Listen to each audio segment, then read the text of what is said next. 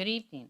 I'd like to call the City Council meeting to order at 5 o'clock p.m. City Clerk, may I have a roll call, please? Yes, Your Honor. Councilmember Gerson. Present. Councilmember Kaji.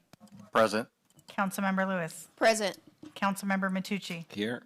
Councilmember Sheikh is absent. Mayor Pro Tem Kalani. Present. The council now will recess to close session to confer with the city manager and the city attorney on the agenda matters listed under 13A, conference with legal counsel, existing litigation, 13B, real property, conference with real property negotiator, and 13C, conference with labor negotiator. A closed session on these matters is authorized by California Government Code Section 54956.9D1, 54956.8, and 54957.6. We will return after closed session. Thank you.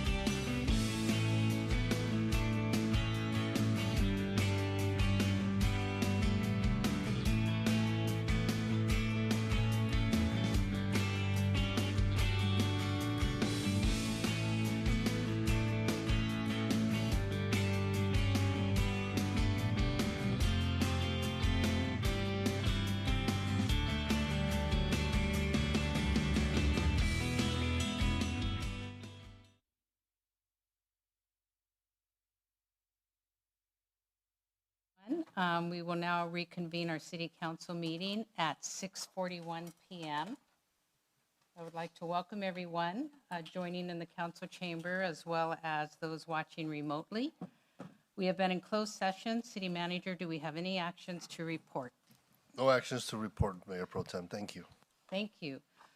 So moving on to item 2, the flag salute and invocation. We honor those who have made it possible for us to be here today. If there's anyone here in the audience who is on active duty or a military veteran, please stand or raise your hand so that we can recognize you.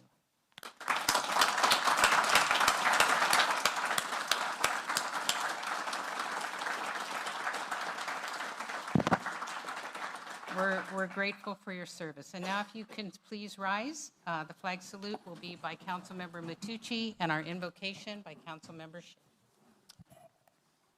Please join me in the flag salute. Ready, begin. I pledge allegiance to the flag of the United States of America and to the republic for which it stands, one nation under God, indivisible, with liberty and justice for all. I respectfully ask everyone to bow your heads and take a moment to reflect. In the name of God, the most gracious, most merciful, Master of the day of judgment, you alone we worship and you alone we ask for help. Guide us along the path of those you have blessed, not those you are displeased with or those who are astray. We thank you for the opportunity to serve the people of Torrance. We ask for wisdom and humility as we carry out the responsibility entrusted to us tonight. May our words and decisions be guided by compassion, justice, and a sincere desire to serve the common good. Amen. Thank you, council members. Moving on to item 3, announcements of withdrawn, deferred, and/or supplemental items. Madam Chairman, City Manager, we have item 10D from the Cultural Arts Commission and Community Services to approve application design rendering for the public art mural at Doubletree by Hilton Torrance Marriott. The item is deferred to the meeting of February 10th. There are supplemental materials available online on the city website at torranceca.gov for the following items. Item 8H, from City Manager to adopt California Environmental Quality Act CEQA categorical exemption and approve master lease agreements with the Federal Aviation Administration for on-airport navigation and equipment and airport traffic control tower at Torrance Municipal Airport, Zamperny Field. Thank you, Mayor Pro Tem. Thank you. Moving on to item 4, I'll take a motion to waive further readings of resolutions and ordinances after number and title. So moved. Second. Start voting, please.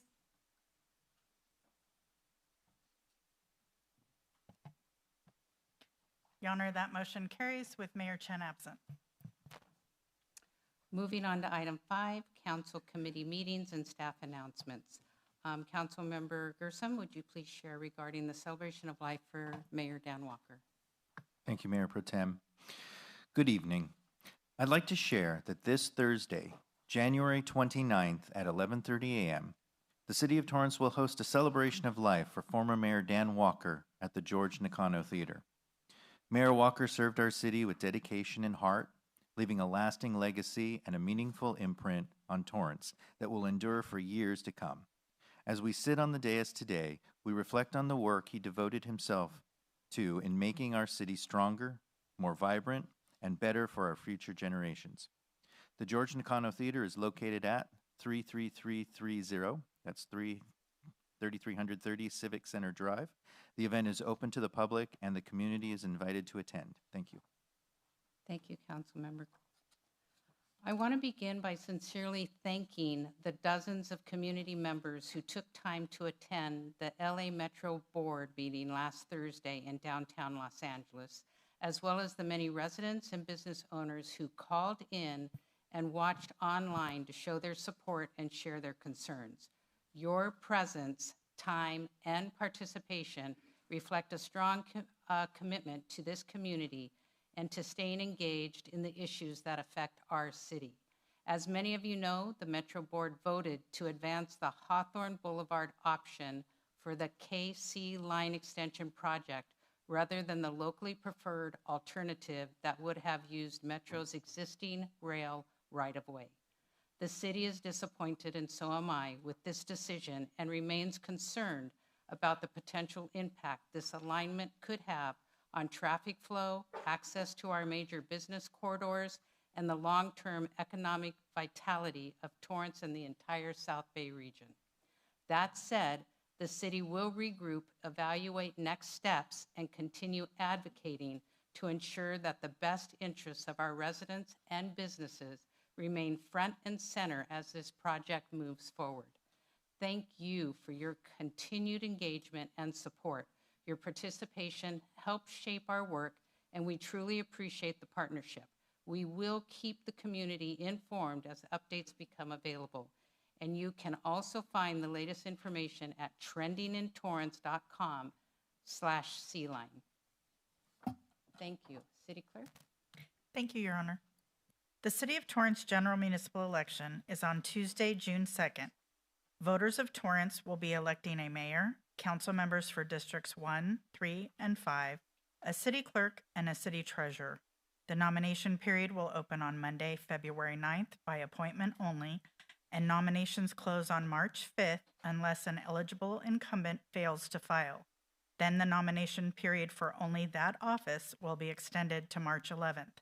If you are interested in running for office, please contact the city clerk's office at 310-618-2870 or cityclerk@torranceca.gov to make an appointment to be issued nomination papers. It should be noted that February 9th and 10th are completely booked. Thank you, City Clerk Poirier, and you have another announcement as well. Yes, Your Honor, thank you. During election season, candidates often obtain permission from residents and businesses to place their campaign signs and banners on private property. Only the property owner may remove signs located on private property. If residents see a candidate sign placed in what appears to be a city-owned area, such as a public right-of-way or a city park, please contact the city's Code Enforcement Division at 310-618-2550. Please do not damage or remove candidate signs or banners. Thank you. Thank you again. And now Chairperson Kartsonis from our Planning Commission has an announcement.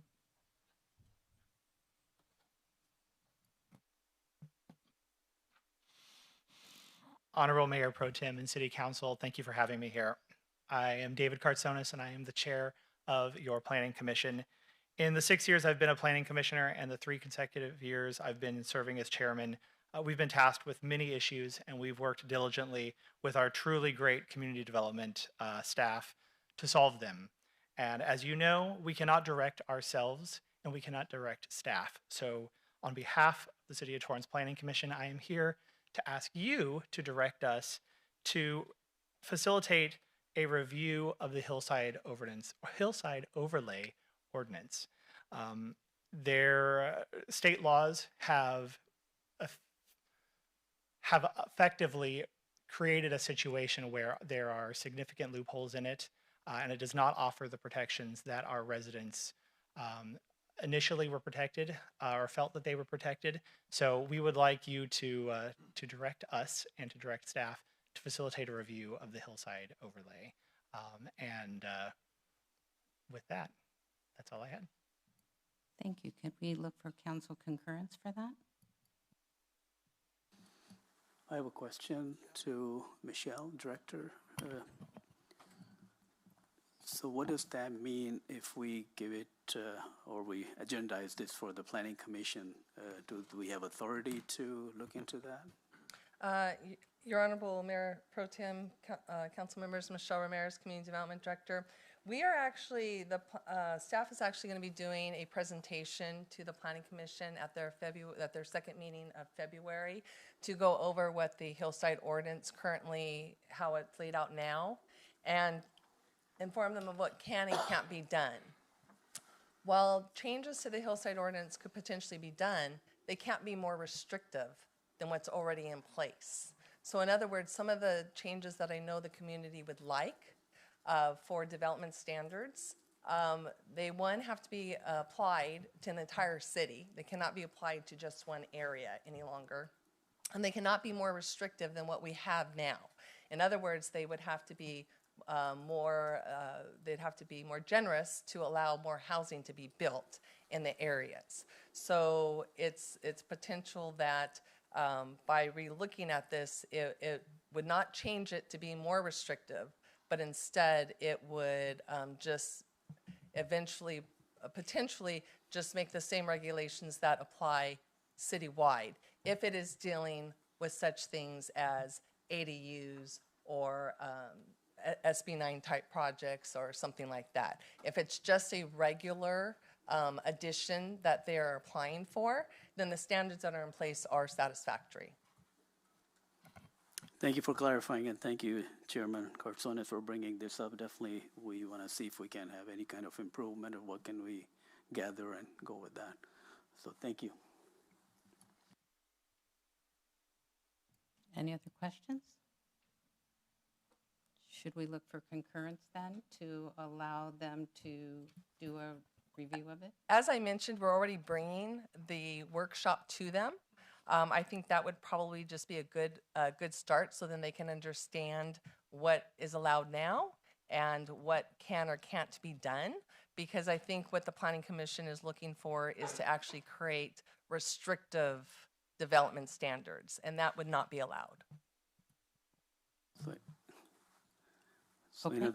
in other words, there's no false hope. We want to make sure they understand that. Not as related to accessory dwelling units or Junior ADG. That's right. correct. All right, thank you. Okay, so it sounds like we're going to wait until you have the presentation with them. It's at the council's discretion. I was just responding to questions.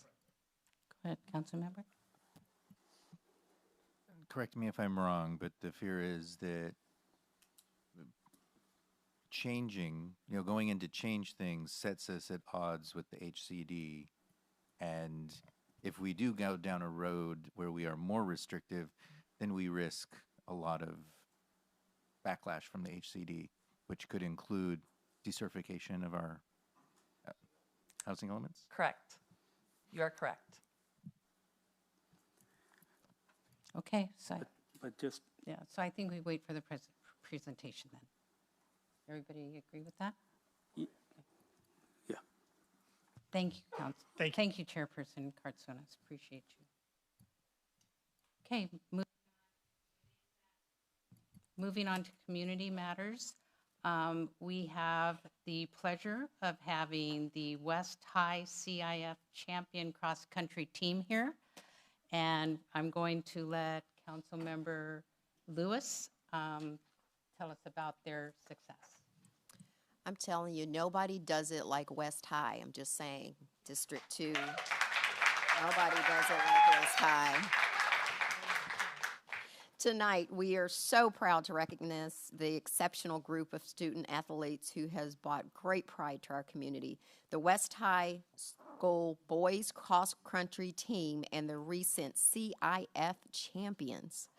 This team accomplished an outstanding undefeated season, a remarkable accomplishment that reflects their discipline, perseverance, teamwork, and commitment to excellence.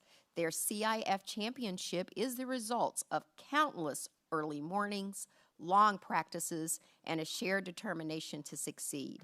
This achievement would not have been possible without the dedication and leadership of their coaches, as well as the unwavering support of parents and families who stood behind these young men throughout the season.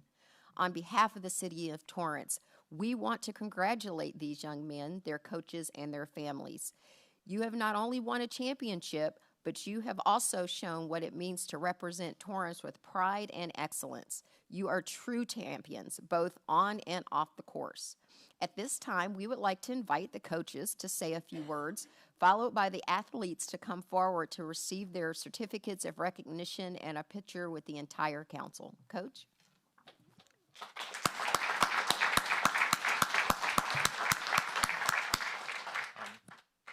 Thank you so much for allowing us to be here, and thank you for your kind words. You basically said everything that I was going to say. We're very proud of these boys. This is our first championship in 4 years, which means none of them have experienced it before. They weren't even freshmen when the last team won a championship. They set goals at the beginning of the season. They put thousands of miles in over the course of not just this year, but our seniors have been running for 4 years. We're really proud of them. The CIF championship is just kind of icing on the cake, but we are proud of the young men that they have grown to be, and we're so grateful that we have a city that is willing to support these boys in their accomplishments and their endeavors. Most importantly, I would like to thank Coach Michael Nakahara, who is an alum of West, who also has several championships under his belt. Boys learned a lot from him. Yeah, and we couldn't do it without our entire community.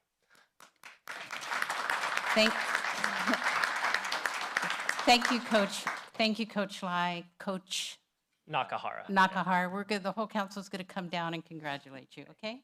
Thanks. And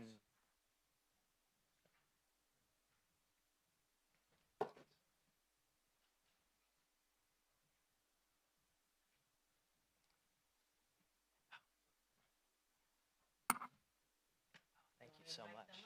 Yes. Should I name them or just bring them? Yeah. So our championship boys team, we have Kobe Mashburn Gillian, we have Lucas Uzon, Dylan Maynard, Evan Tamura, Cody Wheeler, Mason Burris, Wesley Ing, Kanta Kozaki, Carter Thompson, Sean Westergaard, and Brandon Miranda.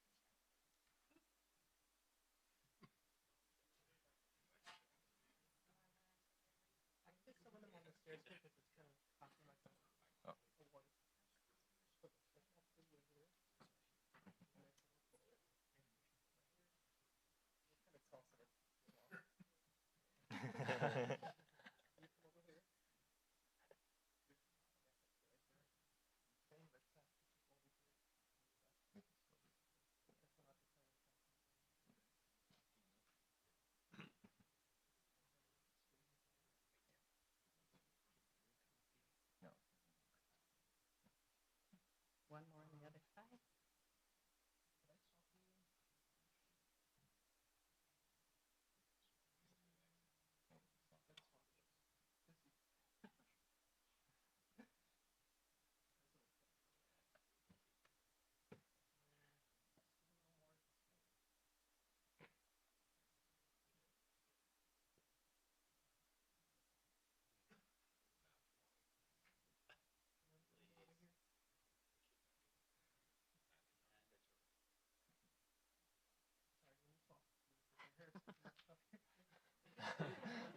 Perfectionist.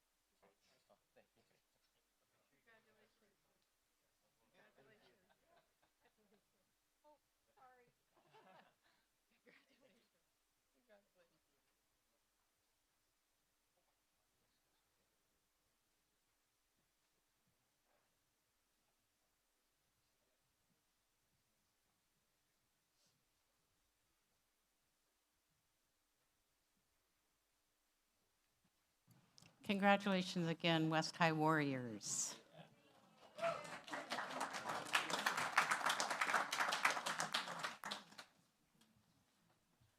Okay, moving on to oral communications number 1. This portion of the meeting is reserved for comments on items under the consent calendar or items that are not on the agenda.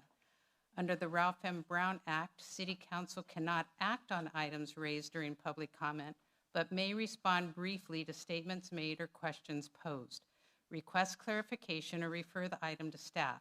Speakers under orals are limited to either oral communication number 1 or oral communication number 2, and have no longer than 2 minutes per speaker.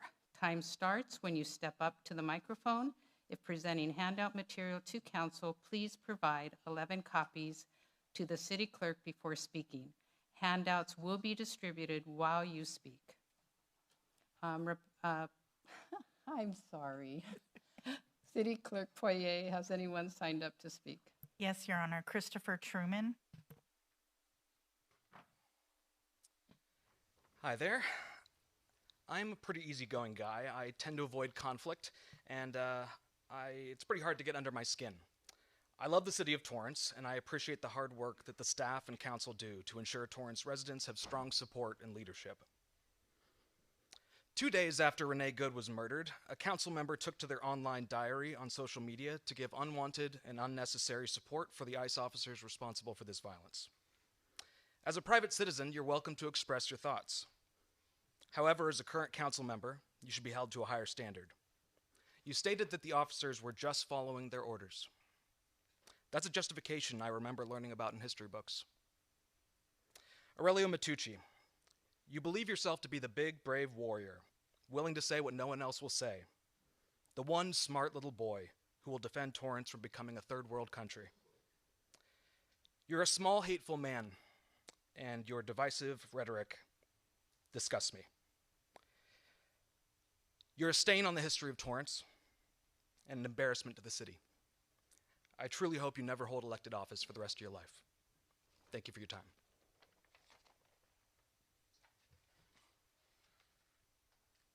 No one else is.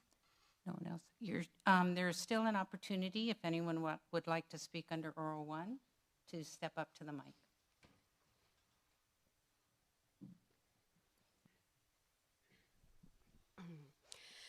Good evening, Pro Tem Mayor and council members. My name is Arohi Sharma. I'm a Torrance resident in District 4. So I'm coming up on my 10th year anniversary of working in politics. And over that decade, I've learned 2 things. The first, decisions are made by those who show up. And the second is that relationships matter. I was so proud to take a day off of work and join you and Torrance staff on a Torrance Transit bus to the LA Metro Board meeting last Thursday. Thanks to those of you who showed up and who have been showing up for the last 2 years. You know, many of us who rent and aren't retired don't have the luxury of taking off work to regularly attend those meetings. So again, thank you for showing up for those residents, for us. While the ultimate outcome was predictable, what took me and every other person in that room completely by surprise was Supervisor Hahn voting against Torrance. I felt embarrassed in that moment. Something is broken when our board supervisor changes her vote at the last minute and only offers a sorry to those of us in the room. Something is broken when our neighboring cities overpower Torrance's voice on projects that overwhelmingly benefit us. Relationships matter. And Supervisor Hahn's vote on Thursday told me that our city's relationship with her is broken. As our city leaders, I urge you to build stronger relationships with other electeds and with other cities, because the South Bay community extends beyond Torrance's borders. When big, necessary, and exciting projects like the CK line extension are on the menu, I want Torrance at the decision-making table instead of at the end of a skewer. Thank you. Thank you. I see someone else approaching.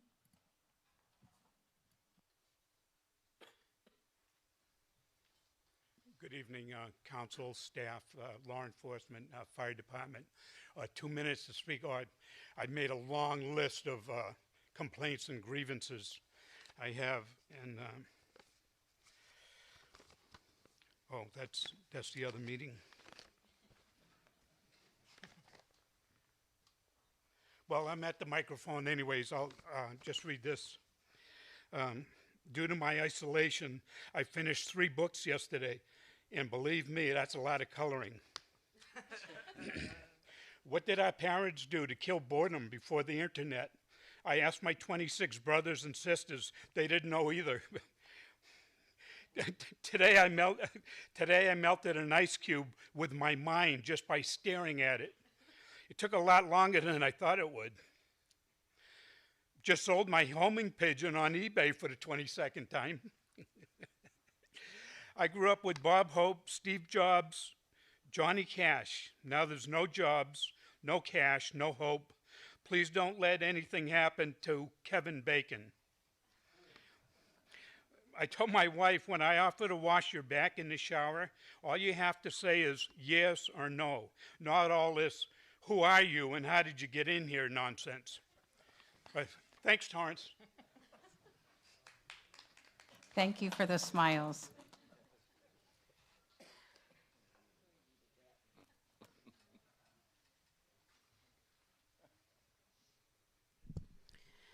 Greetings, Mayor Pro Tem Kalani and City Council members.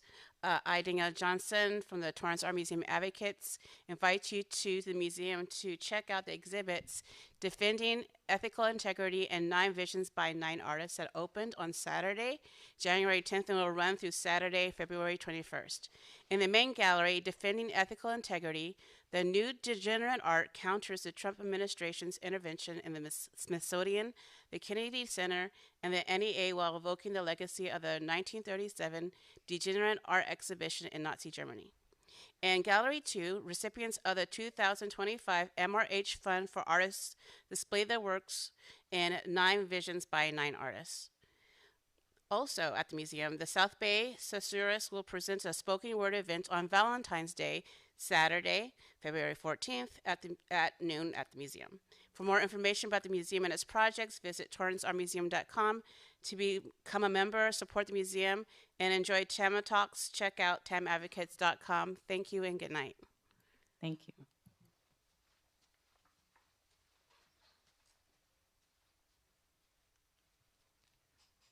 Good evening. My name is Barbara Ono, and I'm a Torrance resident. I recently became aware of an allegation of financial elder abuse committed by a standing Torrance council member. I urge that the city investigate and look into this issue with complete transparency. Thank you. Thank you. Is there anyone else? Now is your time to speak during orals number 1. Okay, I see no one else, so we're going to go ahead and move on to the consent calendar. Do any of the council members wish to pull any items listed under the consent calendar? Mayor Pro Tem, Anam Chaparran, City Manager, we'd like to pull item 8H for consideration as a separate item. Thank you. Anyone else? For awareness and sharing of something exciting, I'd like to pull 8G. 8G.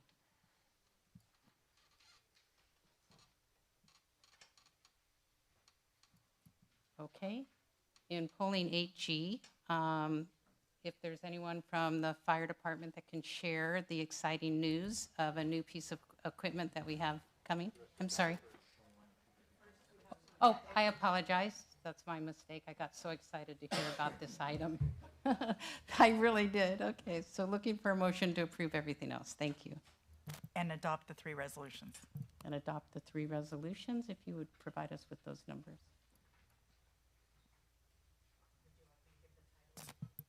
Yes, please. The first resolution is number 2026-11, a resolution of the City Council of the City of Torrance, California, determining certain city-owned property not required for city purposes and that leasing the property is in the public interest for city-owned property located at 3455, 3511, and 3525 Pacific Coast Highway. The next resolution is resolution number 2026-12, a resolution of the City Council of the City of Torrance, California, declaring certain city-owned property as exempt surplus land pursuant to California Surplus Land Act Government Code Section 54220 et seq. And the last is resolution number 2026-13, a resolution of the City Council of the City of Torrance, California, approving a purchase and sale agreement and authorizing the disposition of certain city-owned real property located on the 2200 block of Del Amo Boulevard, APN 7352-006-905. Thank you, appreciate that. I'll take a motion to approve the consent calendar and adopt the resolutions 2026-11, 12, and 13.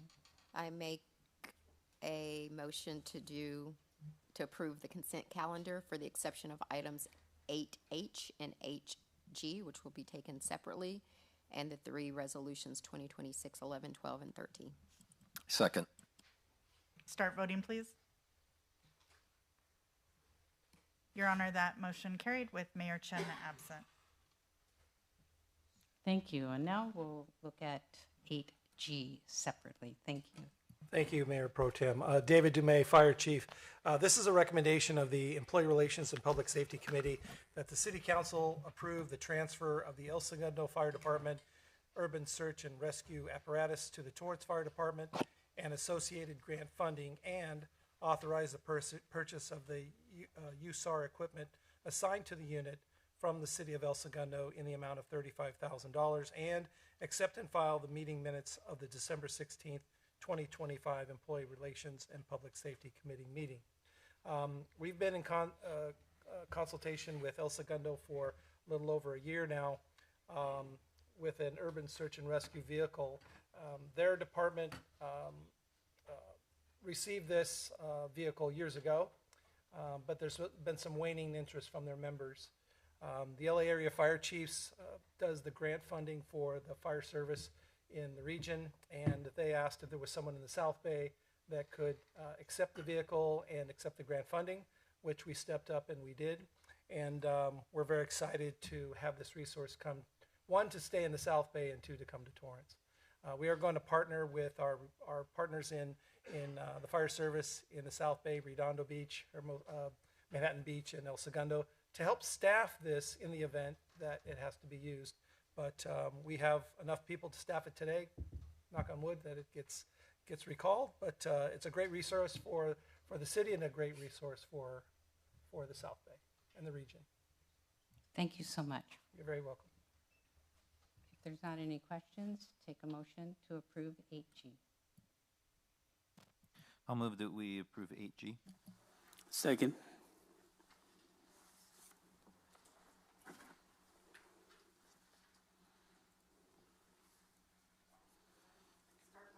Start voting, please. Your Honor, that motion carried unanimously with Mayor Chen absent. Moving on to 8H from city staff. Good evening, Mayor Pro Tem, members of the City Council. Carlos Huizar, Management Associate with the City Manager's Office. Supplemental material was prepared for this matter. Staff is recommending a revised recommendation.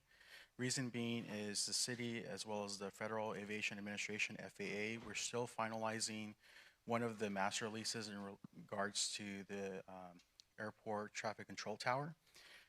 With that, we are pulling that agreement for consideration tonight. And then once that agreement is finalized, we will prepare a separate agenda item for that consideration at a future date. For tonight, we're revising the recommendation that City Council still adopt a categorical exemption for the execution of the lease agreement for only the on-airport navigational aids at this time. Any questions? Okay, I'll take a motion, please.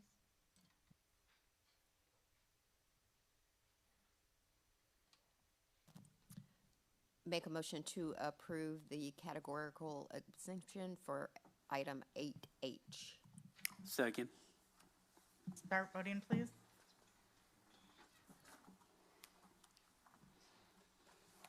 Your Honor, that motion carried with Mayor Chen absent.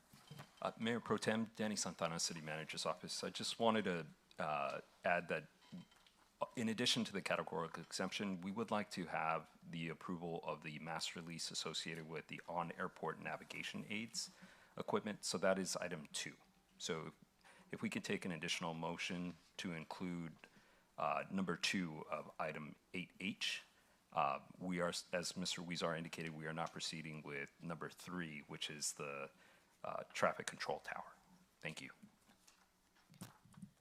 I'd like to make an amended motion that we accept items 1 and 2 with the categorical exemption for item 8H. Second. Start voting, please. Your Honor, that motion carried with Mayor Chen absent. Thank you. Now is the time and place for the appeal of agenda item 9A, a recommendation of the Planning Commission and Community Development Director that the City Council deny the appeal and adopt a resolution to approve a conditional use permit and development permit to allow the construction of a new residential development consisting of 449 residential units on the property located within the HDA1 zone at 3610 Torrance Boulevard. The appeal will follow, the appeal proceeds will be as followed. First, a presentation by the staff, followed by questions from council. Next, a presentation by the appellant with a maximum of 10 minutes, followed by questions from the council. Next, a presentation by the proponent with a maximum of 10 minutes, followed by questions from council, after which members of the audience may speak with a maximum of 2 minutes each regarding the proposal. Finally, a maximum 5-minute rebuttal if requested by the appellant. Is there a staff presentation, please? Yes, there is. Mayor Pro Tem Kalani. Good evening. Luis Velasquez, Planning Associate, Community Development. Good evening, Mayor Pro Tem and members of the City Council. Tonight's item is an appeal of the Planning Commission approval of a residential density bonus project. The appeal challenges the environmental determination under the California Environmental Quality Act. Next slide, please. Tonight's presentation will briefly cover the project location, and background, summarize the appeal, discuss CEQA, and conclude with the site plan elevations and staff's recommendation. Next slide, please. This slide shows the project site highlighted in blue. The site is located at 3610 Torrance Boulevard within the Hawthorne Boulevard Corridor Specific Plan. The general plan designation is Commercial Center, and the zoning designation is Del Amo Business Subdistrict 1, or HDA1 zone. The site is bounded by Torrance Boulevard to the north, Amy Avenue to the east, and a private driveway along the south, and is located within a fully urbanized corridor with surrounding commercial, hotel, and residential uses. Next slide, please. On November 5th, 2025, the Planning Commission held a public hearing and found the project compliant with CEQA and the HDA1 standards. Following public testimony, and the Commission approved the project on a 5-1 vote. On November 18, 2025, supporters Alliance for Environmental Responsibility filed an appeal challenging the CEQA determination and requested additional environmental review. Next slide, please. The appeal disputes the use of the Class 32 infill development exemption and requests preparation of a mitigated negative declaration or an environmental impact report. The appeal itself does not include technical studies or evidence showing that any Class 32 criterion is not met. Next slide, please. Staff reviewed the project under the Class 32 infill development exemption. As such, staff would like to identify these 5 criteria. A, the project is consistent with the general plan designation, Commercial Center, and zoning, HDA1. B, the project is located within the city of Torrance and consists of an approximate 4.03 acre parcel and is surrounded by urban uses. This is below the 5 acre maximum limitation for this exemption. C, the project site is not a habitat for endangered, rare, or threatened species. D, technical studies were conducted in coordination with city staff. Studies demonstrated no significant impact in traffic, noise, air quality, or water quality impacts, and therefore exempt from detailed analysis below and are below any thresholds. And finally, E, the project site itself is served by existing services. Oh, no, it's the same. Yeah, sorry. The project site is served by existing utilities and public services. In accordance with the guidelines for implementation of CEQA, if an infill development project that is found to meet the criteria, it is categorically exempt and no additional review is required. Based on this review, staff determined the project qualifies for the Class 32 exemption and no further environmental review is required. Next slide, please. This slide shows the overall site layout and building footprint. The project includes 449 units, including 45 affordable units with internal courtyards, landscaping, and a structured parking at a lower level. Vehicular access is provided from the private driveway along the southern portion and the private driveway towards the west. As a density bonus project, the project is subject to, as a density bonus project that meets objective standards, the project is subject to protections under the Housing Accountability Act. Next slide, please. These elevations show the building height, massing, and architectural articulation.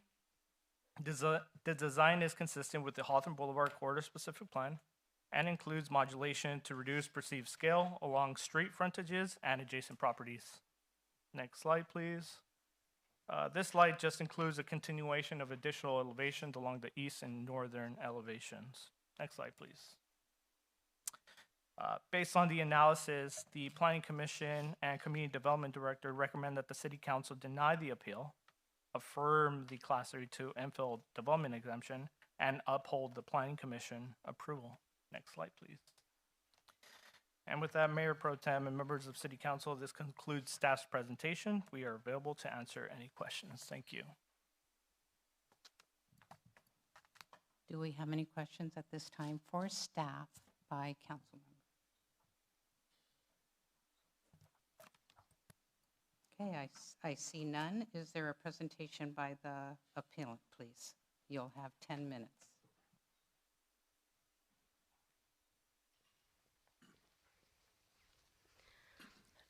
Good evening, City Council. My name is Haley Uno. I am a law clerk from Lozo Jury LLP, here on behalf of the Appellant Supporters Alliance for Environmental Responsibility, or SAFER.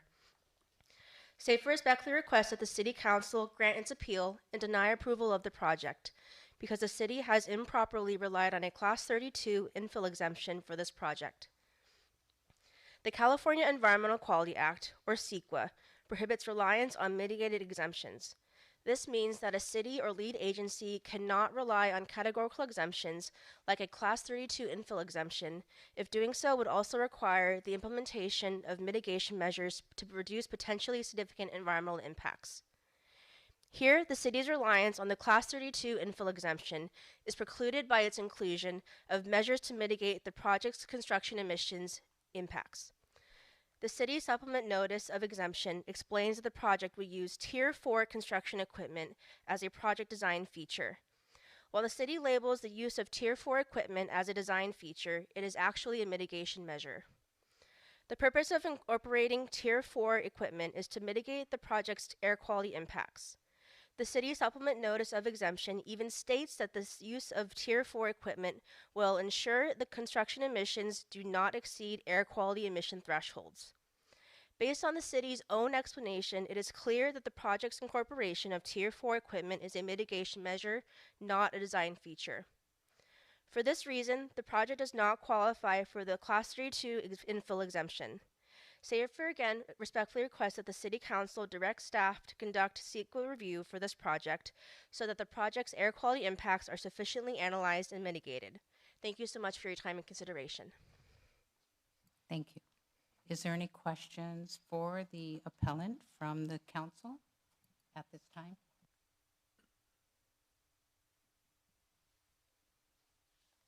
I see none. Thank you. Is there a presentation by the proponent? You'll have 10 minutes. Good evening, Mayor Pro Tem and City Council and staff. We've been working on this project for Vista Homes. My name is Doug Maupin, I'm sorry. I've been working on this project for Vista Homes at this site for about almost 3 years now. And we work diligently along with the staff, with Luis, with the Director of Planning, with the City Manager's office, with the City Council, with Assam Sheikh, whose district this is in, and we work diligently to make this project something we're proud of, something that looks good, and something that'll bring a great housing facility to Torrance. It's a great location in a great city. We think it's going to be a terrific building. It has, Councilman Sheikh asked us to include affordable housing, and we have 44 affordable units in the site. And we just hope you think it's as good as we do. And we ask you to vote in favor of, I guess, what is the motion? To keep this categorically exempt, and so we can move forward with this $100 million building. So, and then I have my CEQA expert here and my traffic engineers too, if I'd like them to say a few words, unless you have some questions for me first. They can continue.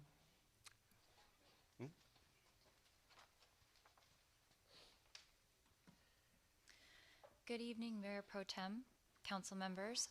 My name is Jennifer Kelly, and I'm a consultant with PlaceWorks, serving as the project manager on the CEQA component of the project under the direction of the city. PlaceWorks prepared a Class 32 categorical exemption pursuant to CEQA guidelines, Section 15332. Based on substantiated analysis as provided in the attachment to the notice of exemption, which was independently reviewed by city staff. The analyses concluded that the proposed project is exempt from further environmental review under CEQA because it is consistent with the criteria defined by the Class 32 exemption. In addition, the project has also been reviewed under CEQA guidelines section 15300.2, exceptions, to confirm that there are no characteristics or circumstances that might invalidate findings that the project is exempt from CEQA. In a supplemental comment received by city staff within 24 hours of this hearing, the firm representing the Supporters Alliance for Environmental Responsibility, or SAFER, claimed that the project is not eligible for a categorical exemption because the applicant's commitment to utilize Tier 4 as a project feature rather than a mitigation measure would disqualify it. However, we find this interpretation of CEQA is inaccurate. The inclusion of commonly used technology of Tier 4 construction equipment as a project feature and condition of approval ensures that the project is protective of the environment and is allowable under CEQA. The commitment of Tier 4 equipment is appropriately reflected in project approval recommendations and the project description of the categorical exemption. Tier 4 equipment is commonplace and does not present a unique strategy or approach to reducing environmental effects. Their second point raised is that the air quality modeling is invalid, given it relies on unsupported off-model assumptions rather than default model assumptions. The analysis used project-specific inputs that are highly accurate of what is proposed, rather than the typical default assumptions which can over and underestimate impacts. The approach taken is industry standard, best practice, and defensible under CEQA. Therefore, the air quality analysis adequately supports the application of a categorical exemption, and based on the NOE and NOE attachment prepared by PlaceWorks and independently reviewed by the city staff, the project is categorically exempt from further environmental analysis. Thank you.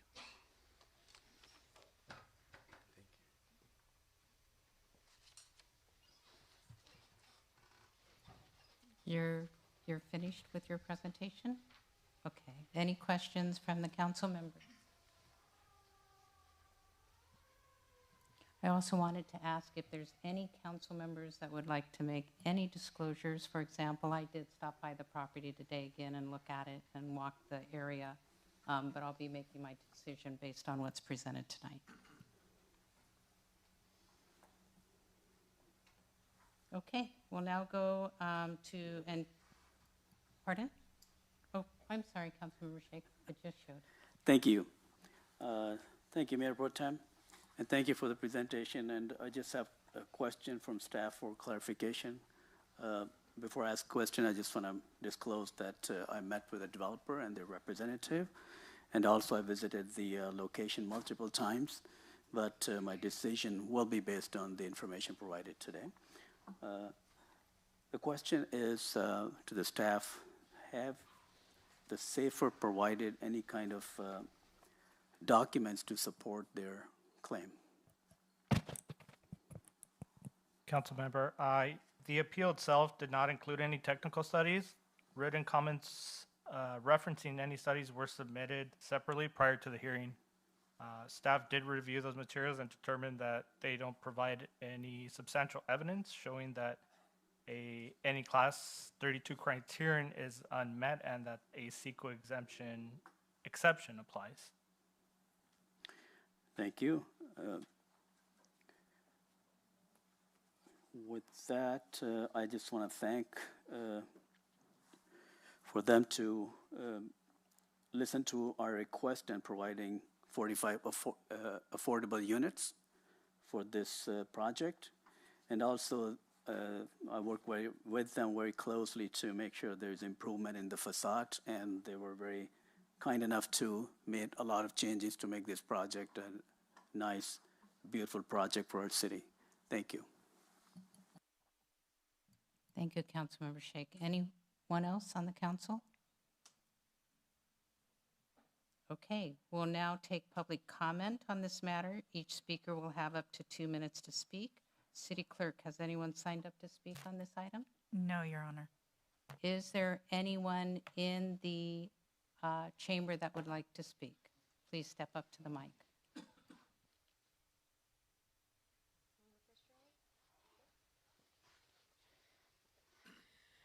Hi there. I don't think I hit submit when I signed up for public comment. Sorry about that, City Clerk.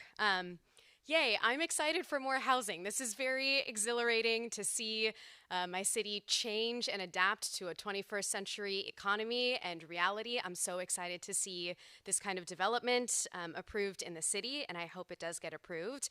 Our city is in dire need of more housing, like yesterday, and especially more affordable housing for younger families like mine who want to call the city our home. These 449 units represent something like 9% of the total housing that Torrance has to build in order to comply with the RHNA numbers, so I'm excited for some progress in that direction. But I am a little disappointed that only 10% of the units are designated as affordable. I'm still not sure how the city goes by calculating what threshold is appropriate for affordable units and what isn't. But on a high transit, high density corridor like Hawthorne Boulevard, I'd like to see those affordable unit numbers substantially increased. Like I said, supports this development and urge you all to simultaneously increase the number of affordable units. Thank you. Thank you. Mayor Pro Tem, can I answer the question to this speaker? Yes, please, if you could step back up. Thank you for your comments. I just want to let you know that they are not required to have any kind of affordable units. So we request all the developers to work with us and provide affordable units, but they are not required. Just want to make a comment. Thank you. Am I allowed to respond to that or no? I don't know who to No. look at. No? No. Thank you. Hi, Charlie Salinas again. My question is the parking. That neighborhood is already maxed out. There's no street parking available. Is this property going to be able to contain 1 or 2 cars per unit in the parking that they have on their property? That's my question.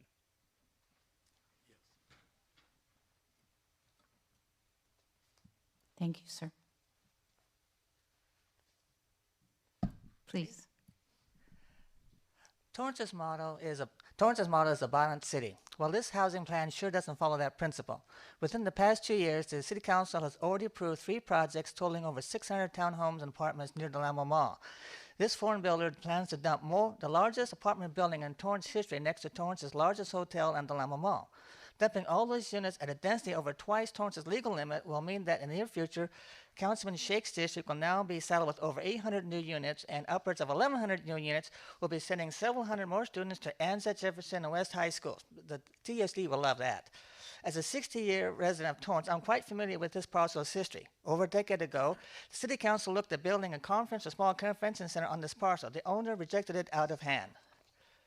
Approving this project shows that the city is unwilling to enforce its own development standards. So while this landowner wants to seriously overcrowd this parcel with some state-sanctioned low-income, affordable housing apartments, I propose that these apartments be required to only rent to people that were homeless, since that's the state's general excuse for why they have these high-density standards in urban areas. And we already have some that have already been vetted temporarily living at the project near City Hall, and since these people have already have a low income, to help keep the rent down for them, this person that rents one of these units should be prohibited from owning any kind of motorized vehicle. The odd thing about this project is that City Council has already approved setting up a special Melrose district for just this project. I don't think the City Council has done that before. And finally, this project adjoins the Marriott Hotel, Torrance's largest hotel. The problem with that is that over 40 years ago, when the hotel was proposed to the City Council, while around 500 rooms were built by the original developers, the City Council granted the proposal a perpetual right to ultimately build 1,000 units on the current and adjoining parcels. So Council, has anyone on staff figured out yet how to resolve that potential conflict? We've actually submitted. Charles Deemer. Thank you, sir. Anyone else? Mayor Pro Tem can also make a comment on this. Sure. I'd like to engage our city attorney as well as our community development director to respond to the question. Number one is, do we have in a city any leverage as a council to stop those developments? Mayor Pro Tem, council members, Michelle Ramirez, community development director, the limits are difficult when there's affordable housing that is part of it. We have a housing element that requires us to follow certain requirements that we said we would be doing. There's state laws that have now been implemented that make it more difficult to deny affordable housing projects and could potentially then decertify our housing element, which if our housing element is decertified means that any housing development could come in here and bypass planning altogether and make it as big and as dense as they would like, and we would not be able to stop it at all or have any control over it.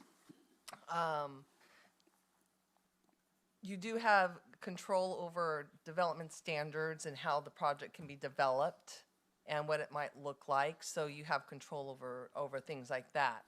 You had previously mentioned about affordability. As far as affordability goes, this project applied for a density bonus, which allows them certain concessions for affordable housing being built.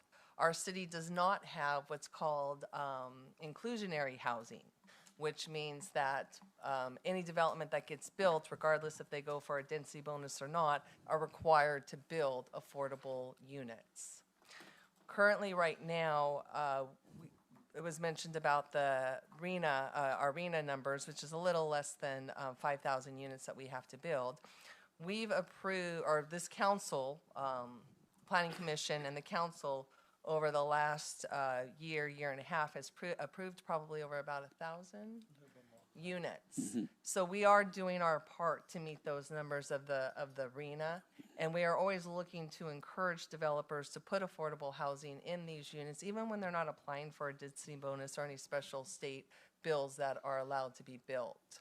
A lot of it comes down to really the pro forma and what they can afford and the development of the project itself. As this applicant mentioned, this is a very costly development. They're putting a lot of money into this. And so we are thankful to get the 45 units that we are getting from this development. So I hope I answered your question. Yes, you did. Thank you. I think RENA means the Regional Housing Need Assessment that we are have to have around 5,000 units in 8 years. My apologies for using an acronym. You are correct. That is what RENA stands for. Thank you. And also, I'd like to engage our city attorney to ask what will be the consequences if we stop those developments for the city of Torrance? The state will sue, and then they'll implement the builder's remedy, so then our codes won't matter, and they can kind of do whatever they want, which is a really, really bad situation. Right. Thank you, both of you. I just want public to know where we stand and how difficult it is for us to stop those developments. And the only thing, like Michelle, the community development director, mentioned, that we can make it some requirements to have affordable units and to make it nicer, beautiful, and the location. We're not going to have them to build those number of units in area where there's not going to be a good fit. So we're trying our best, whichever way we can, to stop those developments. But thank you for question. Mayor Pro Tem, Council, if I may also just state that sometimes the public complains the length of time it takes to get to a planning commission or city council. A lot of it does have to do with how hard our planners, our planning managers work at trying to bring a project that this community can be proud of, that staff can be proud of, that this council can be proud of. We are really looking at these, we are scrutinizing them, and we want to ensure we bring quality development that's going to last a long time and isn't just here for today, that 10, 15 years from now, it will still look as new and as good as it did the day it built. So our planners work very hard and diligently in trying to make that happen. So I'd like to give kudos to the team for doing that. Thank you. I was going to say that too. Thank you. Thank you. I have a question for staff, if I may. And I want to, again, thank you because I've watched you on all of these projects doing just that, working with the developers, trying to make sure that it fits as best it can into our community. And in walking this one today, it really does. You know, it's by high parking structures, high buildings, on major intersections. So I think you did a really, really good job. So thank you to all of you. I did want to address one of the comments about parking. If you could share a little bit with us about the parking, please. Of course, Mayor Pro Tem and council members. The project itself will be providing 815 parking spaces for the residential units. It's a two-tiered structure. The two lower levels are all parking, and everything above that would be residential units. Thank you. So the ratio of parking is About 2 point something yes. to the unit. So each unit's going to have a couple of parking spaces, and it is off-street. Correct. It's all within the existing property and will be developed as such, either through regular spaces or tandem parking.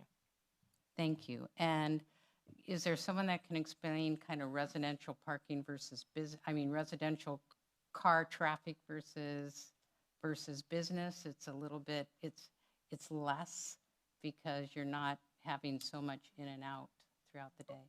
That's correct, Mayor Pro Tem. Commercial parking, we have folks coming in and out of any commercial space. They go to buy something and they leave. Residential uses, we go home, we go to work, and then we go back home. And for major periods of time, for the most part, people are not there. So the site might be underutilized or will not be parked at those peak working hours. Okay, thank you. Does anyone else on council have a question? Please. For staff, would this project fall under the Community Facilities District? Mayor Pro Tem, council members, yes, it would. The Community Facilities District, or otherwise known as CFD, applies to properties that have 5 or more units. So this one does apply. The applicant is aware. They are in agreement with that. And at the last council meeting was when we brought forward the noticing of the public hearing for this item, which will be brought back again, in which the applicant will have to acknowledge that they will agree to be part of the CFD. Thank you. You're welcome. That was such a great question. Can you explain what that is a little bit, how it helps with future costs? The Community Facilities District is a fee that is charged based on the type of use that is being put in there, that then can be applied to assist such things as utilities, infrastructures, police and fire services, is what that is for. Thank you. I don't see any other requests from the council. Are there any? Okay, I wanted to make sure that anyone who wanted to speak from the audience had an opportunity. Is there anyone else that was interested in speaking? Okay, I see none, so we'll go back to the appellant to see if they would like to make a rebuttal. You'll have 5 minutes.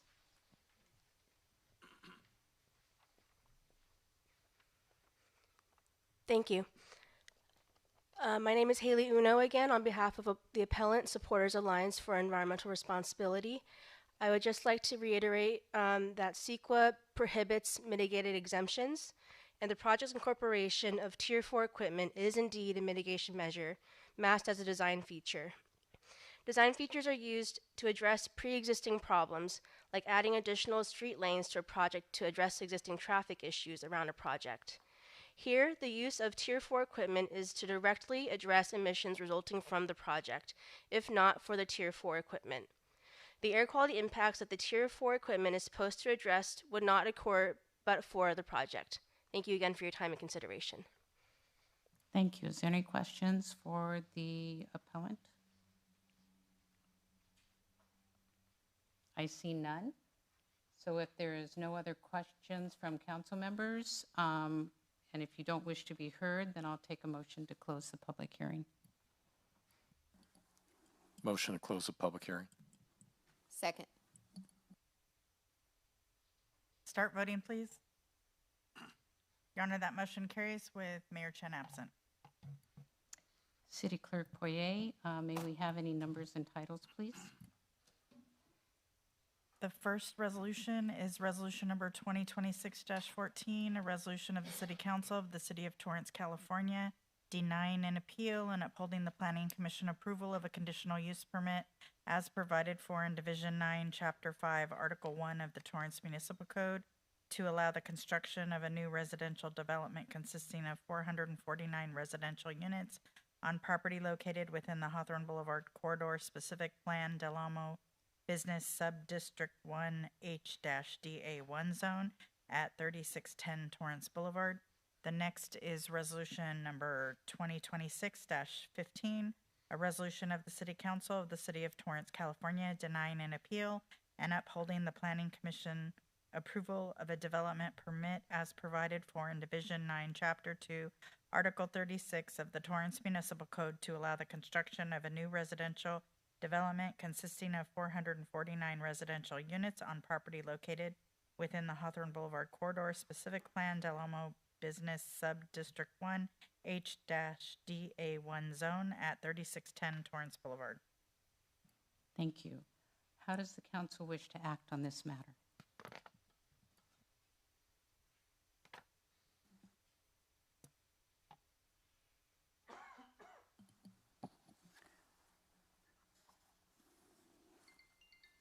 The Mayor Pro Tem, I'd like to make a motion to deny the appeal and adopt the resolution denying the appeal and upholding the Planning Commission approval of CUP 25-003 and DVP 25-0001 as provided for in Division 9, Chapter 5 of Article 1.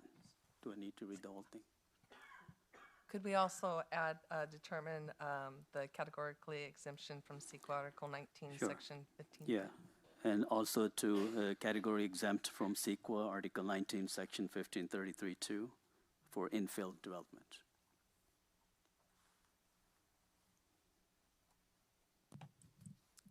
Second. Start voting, please.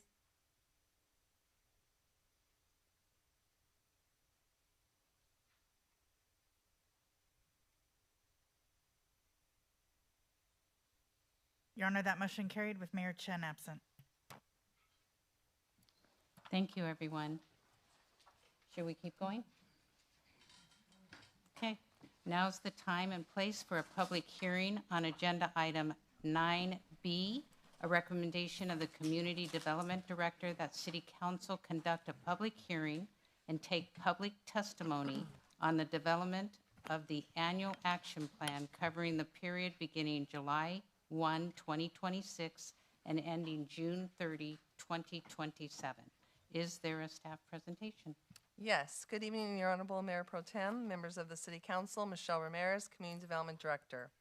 A public hearing is being held tonight for citizen input into the development of the city's annual action plan for the period of July 1st, 2026 through June 30th, 2027. The annual action plan includes the proposed activities, resources, and expenditures for the Community Development Block Grant, or CDBG, and Home Investment Partnerships Programs, or HOME. HUD requires an annual action plan in order for the city to receive federal funds under these programs. In past years, these monies have been used for the Public Works Sidewalk Improvement for Disability Accessibility Project, as well as for funding the Housing Rights Center to affirmatively further fair housing in Torrance. The federal government is currently working on allocating CDBG and home funds awards for the fiscal year 26-27 and have not yet announced the final amounts to each participating community. While federal funding awards have not yet been announced, staff anticipates the funding allocations will be similar to the funding received in the current fiscal year, which was $947,578 for CDBG and $418,701 for home. Tonight, the city welcomes any recommendations, suggestions, or funding requests on the city's fiscal year 26-27 annual action plan. To properly evaluate all proposed projects, it is recommended that the City Council defer making any recommendations this evening. A summary of all funding requests and staff recommendations will be provided to the City Council for review at a future meeting. That concludes staff's presentation, and I'm available for any questions. Thank you. Are there any questions from the council? Okay, we'll now take public comment on this matter. Each speaker will have up to 2 minutes to speak. City Clerk Poirier, has anyone signed up to speak? No, Your Honor. Is there anyone in the chamber that would like to speak on this matter? Please step up to the mic. You'll have 2 minutes.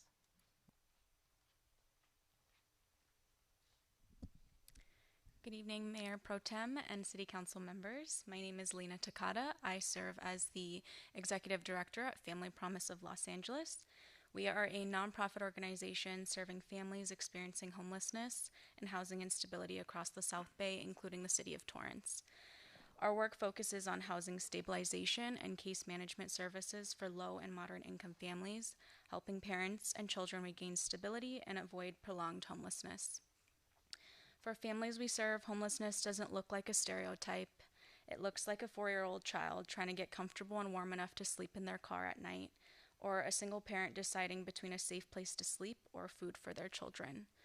We are seeing an increased need among families in Torrance and overall in Los Angeles County, and supportive services play a critical role in helping families stabilize before a temporary crisis becomes long-term homelessness. As the city develops its annual action plan, we would like to express our interest in CDBG public service funding to support these stabilization and case management services for Torrance families. We believe this work aligns closely with the city's goals around housing stability and community well-being, and we would welcome the opportunity to apply if this is aligned. Thank you so much for your time and consideration. Thank you very much. Is there anyone else that would wish to speak?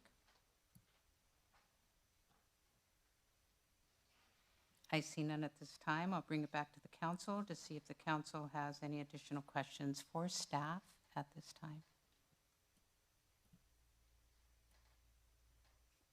Councilmember Schick. Thank you. For staff, just a question. How much are we expecting from this HUD allocation, roughly? Do we have any estimate? I know it's about 800,000 something, historically. Mayor Pro Tem, council members, for the CDBG, we're looking at about 900,000, and for the home, a little over 400,000 we would be anticipating. I would also like to note, just so the council is aware, for the and also for the speaker, We actually have an application process for any public services that would like to apply for funding. That application actually closed, but they are still allowed to come tonight to speak. And when they come tonight to speak, then we will still provide them an application, so that way they can complete it and submit it, so we can ensure that it is something that is first allowed through funding by HUD. Also, so the council is aware, up to 15% of the CDBG allocation can be used towards public services. It can be used towards new or increased services. You can't use it, though, to replace services. So if we were, as an example, already funding some type of service, and we no longer wanted to fund it with general fund and wanted to come in with CDBG, you cannot do that.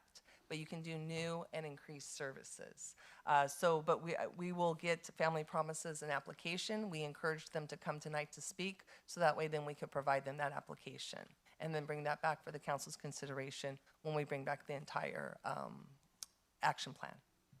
Thank you very much. So you have her information, or? We do. Perfect. Anyone else like to speak? Okay, thank you. If no other council members wish to be heard, I'll take a motion to close the public hearing. Make a motion to close public hearing. Second.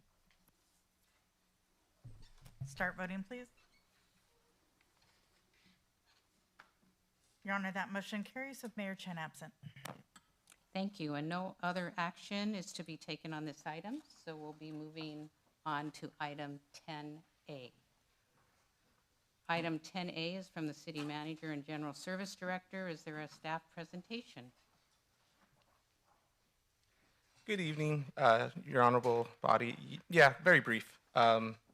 So this item is a recommendation of the City Manager, General Services Director, that City Council provide direction regarding the reallocation of available funding from the capital project at the Herman Tillum Senior Center, and to use potentially that funding to support the restroom renovations at 8 parks. Those parks were identified via our facility assessment and some community feedback as parks that need a little TLC. Essentially, we're hoping to get some direction in terms of this is something that the City Council would like us to pursue, and if so, General Services would work to develop scopes of work and any solicitation to get these projects off the ground. Thank you. Appreciate very much your short presentation. City Clerk, has anyone signed up to speak? No, Your Honor. All right. Is there anyone in the chamber that would like to speak on this item? Now is your opportunity. Okay, I don't see anyone. Councilmember Kaji. Thank you for that quick presentation. My only question is relating to the Herman Tillum Senior Center. What do you think the timeline will be for that project to come online? So, by the way, Milton General Services, I forgot to introduce myself. I was so excited about this one. I want to make sure that I highlight that the design package is actually being completed. So we'll have a full design package for the senior center.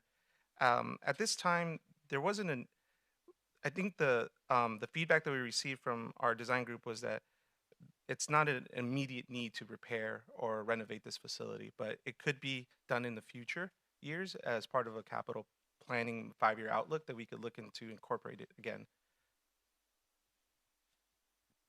I think there's a difference of opinion. As much as I, excuse me, want to support renovations at Wilson Park, I do go to the facility in North Torrance probably about 3 or 4 times a week. So as I speak to the users of the facility, I think they would have a different opinion. So I simply ask that as we move forward, that staff continue to pay attention to this project in North Torrance. Thank you. Sure. Councilmember Sheikh. Thank you. Along the same lines, I think these are just guesstimates, rough estimate that you guys will work on some of these parks, or these are just the hardcore, you're not going to go to any other parks? Um, It's about So- 933,000 that you're asking, right? Yeah, from the existing budget that's available at the Tillum. So these numbers were gathered via recent projects of comparable scope and size. So the pricing is tied to what we just experienced at some similar renovations that we had completed, like Delthorne and Hickory Park. These parks were the ones that were, according to the facility assessment report, in most need. And we did receive some community feedback. I would like to highlight that not included in this are projects at Paradise and Columbia and El Nido. Those are items that are separate. Yeah. So that's why they're not included in this scope of work. Makes sense. Makes sense. Thank you. Councilmember Lewis. Just a quick question. I don't see on here about the specific upgrades, but specifically for Wilson Park, would that include having bathroom doors installed in the restrooms? So part of the scope of work at Wilson Park was to include mainly exterior features, so addressing the roofing and painting. But Wilson Park was a little bit more unique, so we were going to install new doors, and especially on the restrooms on the west side. That was one of the areas that we kind of identified that needed to have the doors replaced. Those are individual. I want to say they're individual to that building. There's like 6 there's in no total. doors there, so there's nothing to replace. Oh, well, okay. Which one? Sorry.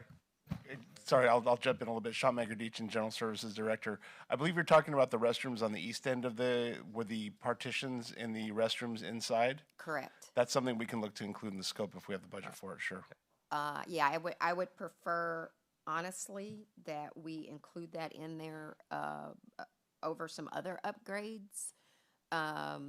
So my grandson doesn't call it creepy anymore when he goes to the park. And then also I have questions about Hickory Park as well. Hickory Park, their restrooms are also in desperate need of some revitalization. I don't remember exactly when it was on the master plan. I know we did a very in-depth master plan of all of the parks in Torrance.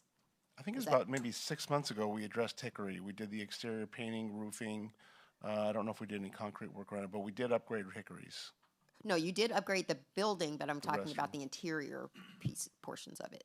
Like fixtures, things Yes, of that nature? yes. Okay. Yes. Councilwoman Autumn Chaparro, City Manager, above and beyond this effort, our goal is to improve the conditions of all of our parks, Okay. restrooms, particularly faucets, sinks, any amenities, features, doors that we can. Granted, we don't have the funding for a large-scale, wholesome, park renovation, but we're taking steps through your direction.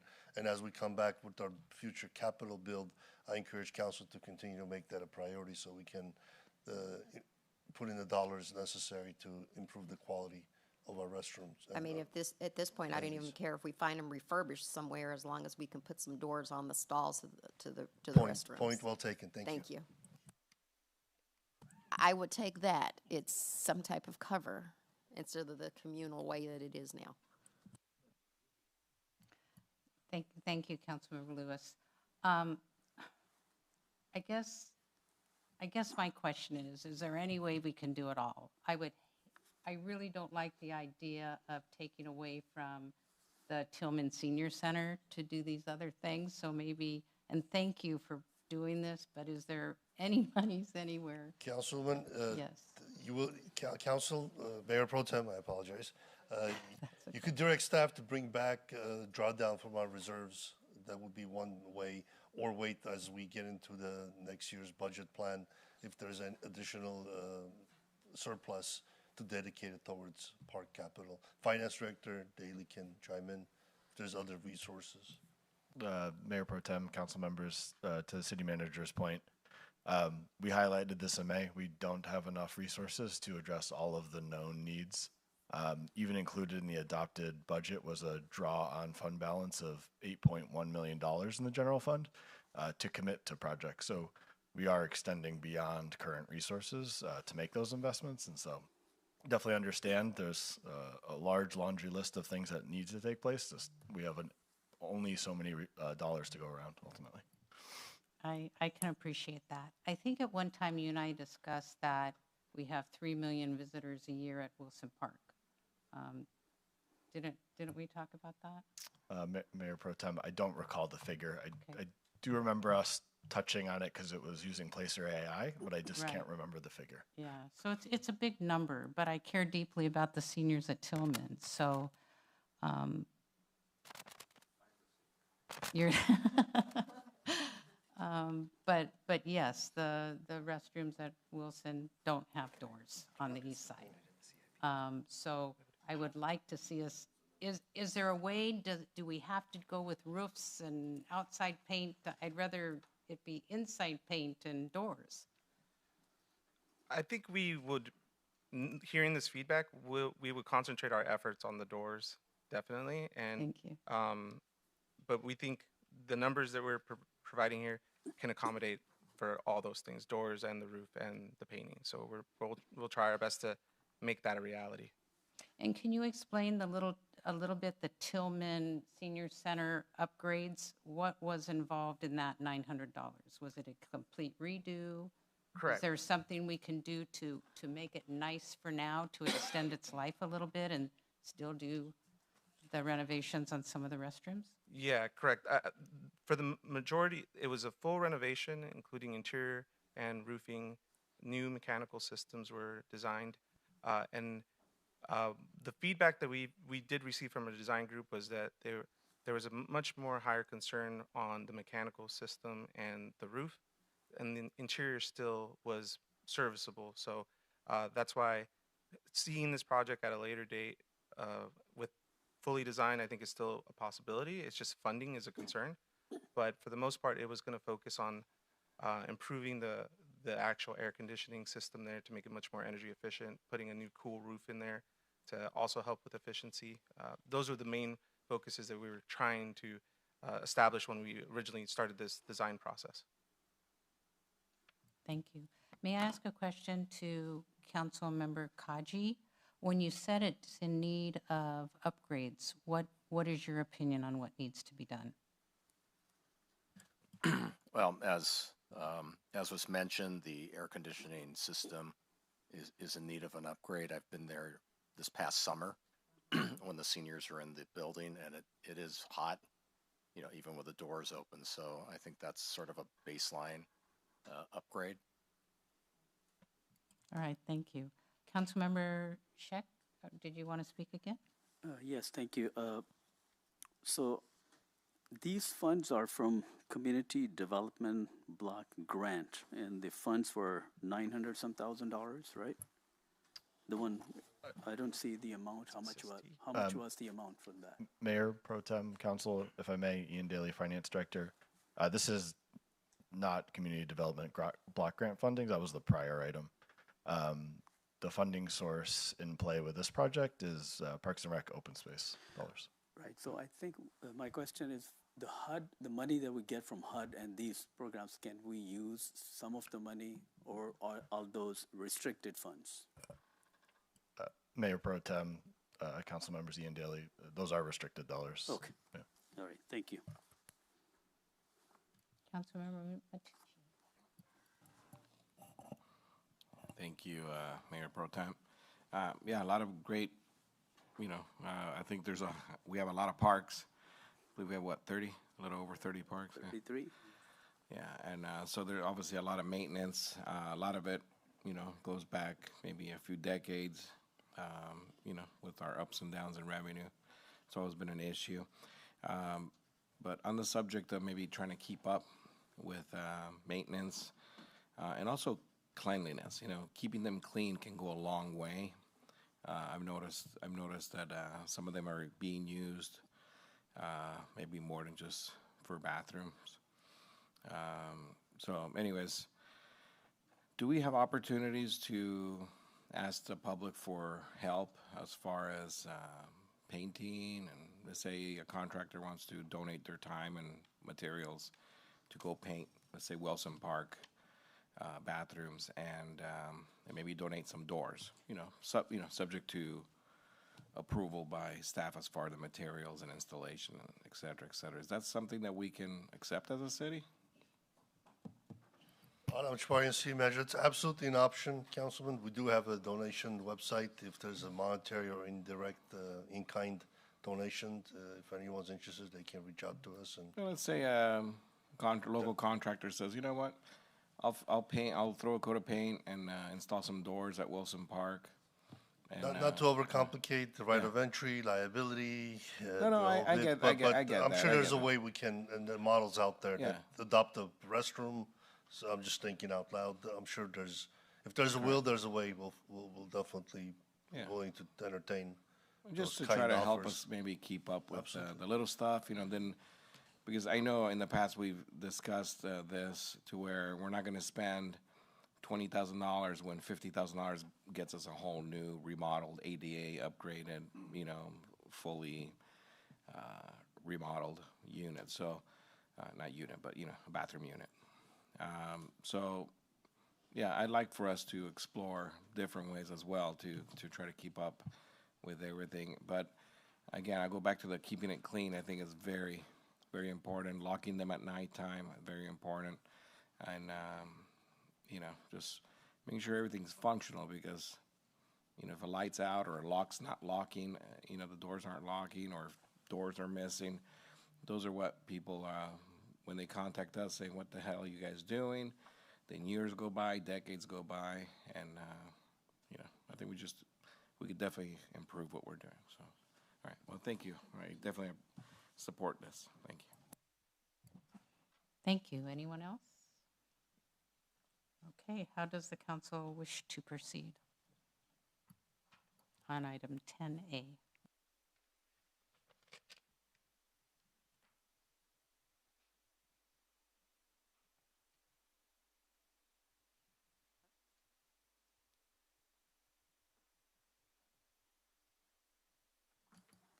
So I make a motion to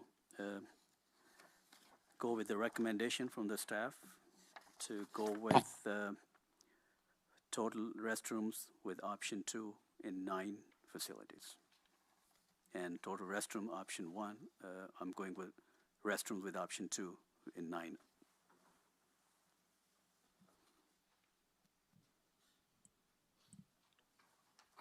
I think I second that. You're saying you're going with option 2 for all of them? For all of them. Okay, perfect. I second that.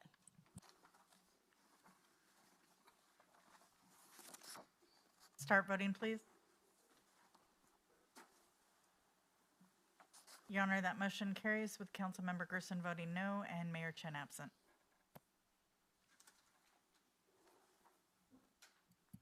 Thank you. Item 10B from the Armed Forces Day Special Standing Committee, City Manager and Chief of Police. Is there a staff presentation? Oh, there you are. Good evening, Honorable Mayor Pro Tem and members of the City Council. Jen Chen, Public Engagement Manager, City Manager's Office. Item 10B is a recommendation of the Armed Forces Day Special Standing Committee, the City Manager, and the Chief of Police that City Council, 1, approve the Armed Forces Day Special Standing Committee's recommendation to move forward with planning the 2026 Armed Forces Day Parade and Celebration. 2, provide direction on whether to pursue a noise abatement exemption to accommodate the flyover component of the Armed Forces Day Parade. 3, provide direction on whether to pursue a landing fee waiver for aircraft participating in the Armed Forces Day Parade.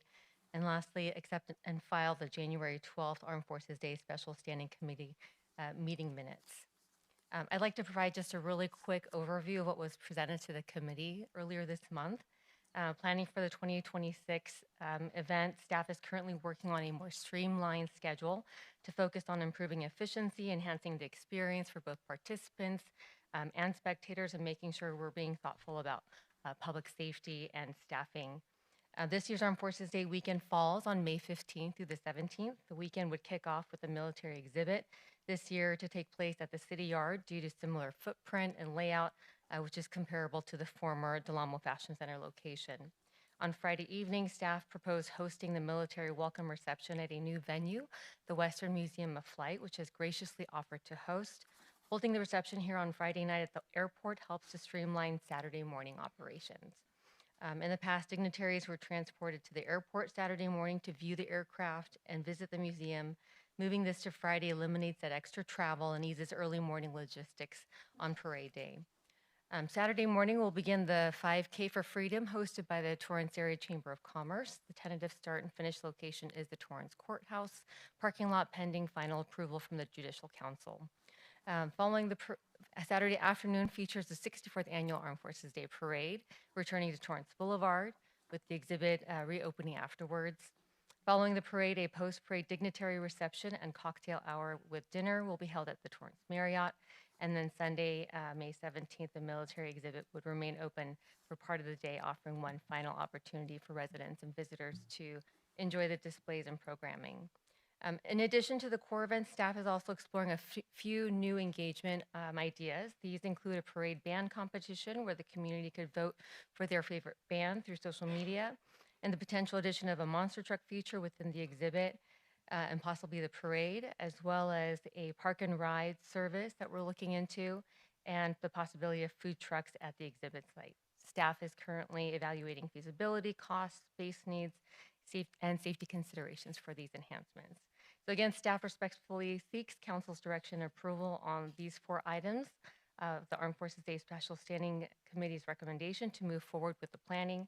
2, to provide direction on whether to pursue a noise abatement exemption, to accommodate the flyovers, provide direction on whether to pursue a landing fee waiver for aircraft participating, and lastly, accept and file the January 12th Armed Forces Day Special Standing Committee meeting minutes. Thank you. Thank you very much. City Clerk Poirier, has anybody signed up to speak on this item? No, Your Honor. Is there anyone in the chamber that would like to speak on this item?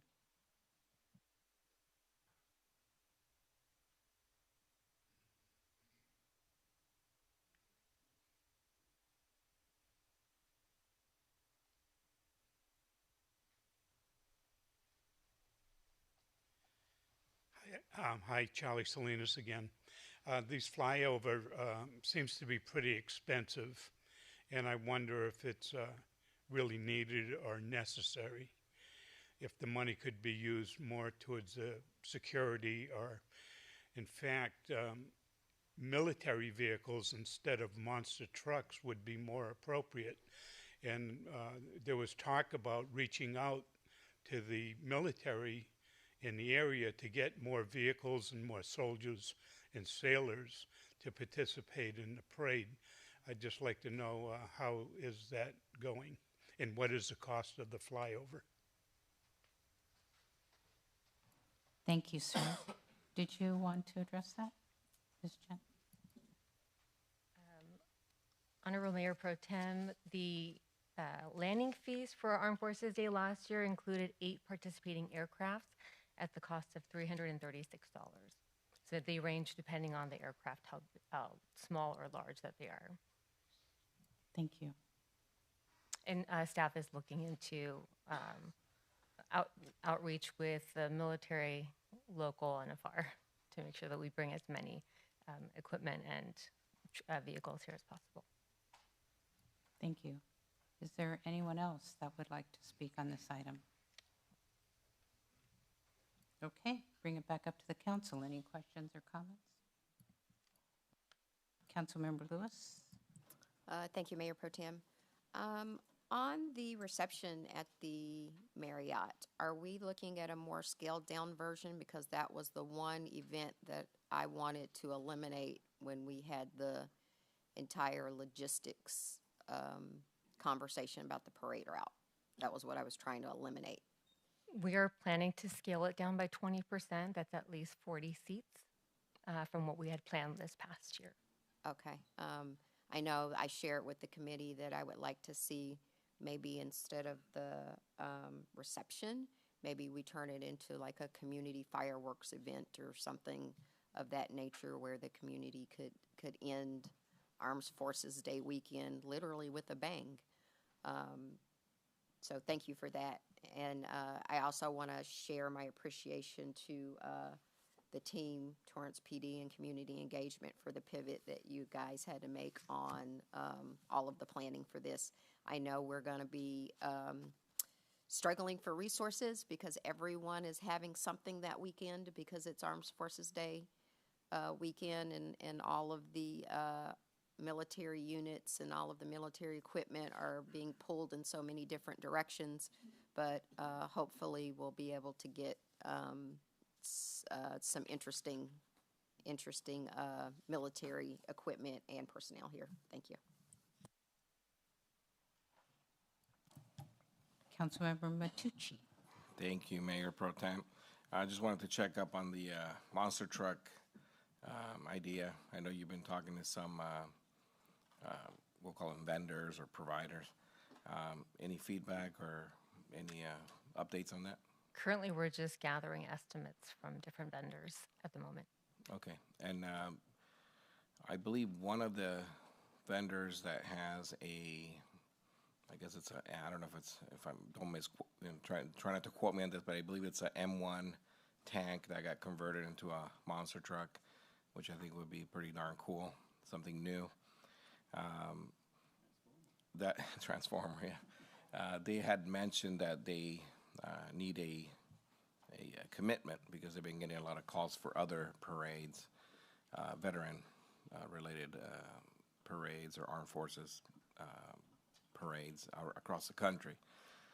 So this particular vendor, I guess, from up north, and they wanted a commitment, but I don't know what that looks like. Do we need to vote on moving forward to committing to something like that if that's the route we want to go, or how are we gonna I don't handle believe so. I think that was part of the approved item previously. It's just a matter of finding the vendor, the logistics, and having the team map out how we're going to get them there, where they're going to be located. So the idea is to have them here. It's a matter of which vendor do we go with, where are we going to place them. Gotcha. All right. Thank you. Thank you. Anyone else?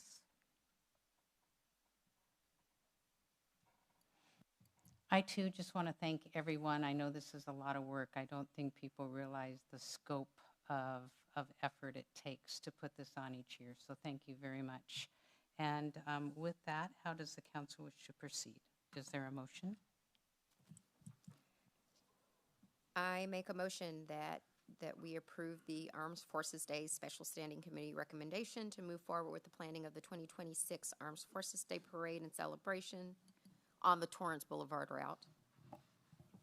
Also to pursue a noise abatement exemption to accommodate the flyover component for the Armed Forces Day Parade, and also pursue a landing fee waiver from the City Council for any aircraft participating in the Armed Forces Day Parade, and accept and file the January 12th, 2026 Armed Forces Day Special Committee meeting minutes. Conflict of interest. Second that. Start voting, please. That motion carried unanimously with Mayor Chen absent. Okay, thank you. Moving on to item 10C from the city manager. Is there a staff presentation, please? Good evening, Honorable Mayor Pro Tem and City Council members. I'm Fran Fulton, Economic Development Manager for the city. Item 10C is to provide you with an update on the status of the establishment of a Business Improvement District, or BID, in downtown Torrance. After 2 separate mailings of petition packages to property owners in the designated footprint of the commercial core of downtown Torrance, efforts have been unsuccessful in securing the 50.1% of total assessments needed to proceed with taking a vote on the formation of a property-based bid. When the Downtown Torrance Association, or DTA, met after the last petition period, the group determined that they desire to continue the pursuit of establishing a bid, but there was not a consensus on what direction that should take. So a survey has been prepared and emailed out to DTA members to gather information to help determine the next steps. And the questions in the survey have been attached with this council item. I've included a possible questionnaire with responses from the city, as the city has presence in the downtown commercial core as a property owner and has a vested interest in the establishment of a bid. It was recommended in the downtown revitalization plan. So at this point, if the council would please advise if you would like to see any changes in the suggested answers, I can go over those. The particular questions of interest are in the rankings of the proposed services, and those came specifically from the management district plan that had been created for property-based bid, the annual fee level, and if there are other improvements that you think would be beneficial for a bid to take on that may not have been outlined in the proposed management district plan. With that, I stand by to answer any questions and to receive your feedback. Thank you very much. City Clerk Poirier, has anyone signed up to speak on the item? No, Your Honor. Is there anyone in the audience that would like to speak on item 10C regarding the bid in downtown Torrance? I see none. Any comments from the council? Councilmember Matucci. Yeah, I just have a question. Is the DTA, the Downtown Torrance Association, is that a government organization or affiliation with the city? No, it's a separate nonprofit entity. They're, I believe, a 501c6, I think a business benefit organization. So they are a nonprofit, their own separate entity aside from the city. Okay, all right. Just a question. Yeah, thank you. Anyone else? I just want to comment on the questionnaire. I think it's very, very good, and I think it gives the businesses an opportunity to say what's important to them. I don't know if there's, I know there's one area that they can actually write some notes and comment, but maybe an additional comment area might be, you know, what's important to them, or what would, I know we asked the question, but maybe there is something not on the questions that's important to them. Yeah, I think this will help too with furthering discussion, the next steps, and bringing, you know, the interested folks that really want to see this move forward to discuss that further. Thank you. If there's no other comments, would the council like to take action, and how would they like to take action?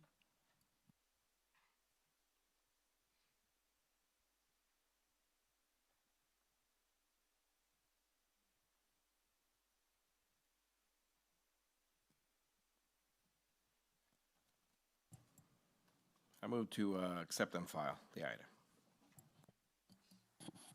Second.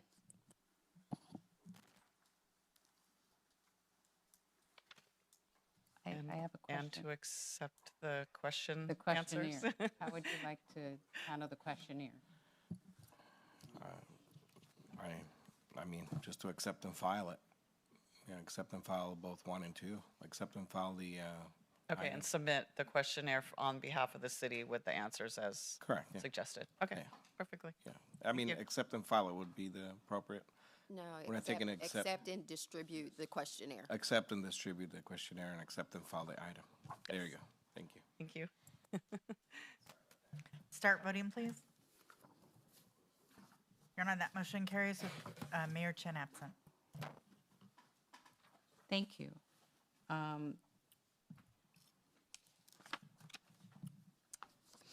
Are there any agency agendas? It doesn't look like it. Moving on to oral communications number 2.